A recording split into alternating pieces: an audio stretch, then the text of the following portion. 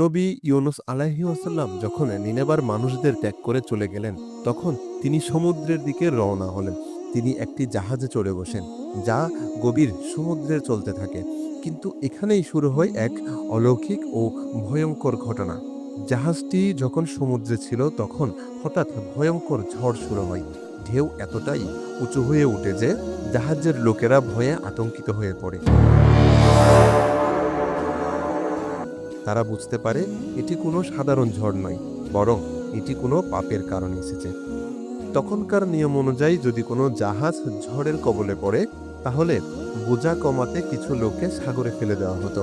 তারা সিদ্ধান্ত নিল, লটারি করে যাদের নাম উঠবে তাদের সাগরে ফেলে দেওয়া হবে।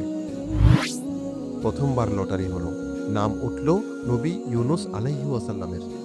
লোকেরা বলল, ইনি তো ভালো মানুষ, হয়তো ভুল হয়েছে, আবারও লটারি করা হোক। দ্বিতীয়বার লটারি হলো, আবারও নাম উঠল নবী ইউনুস আলাইহি ওয়াসাল্লামের। লোকেরা বিস্মিত হলো এবং বলল, আরও একবার চেষ্টা করা হোক।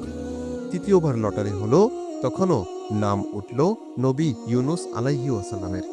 এবার সবাই নিশ্চিন্ত হলো যে এটি আল্লাহর পক্ষ থেকে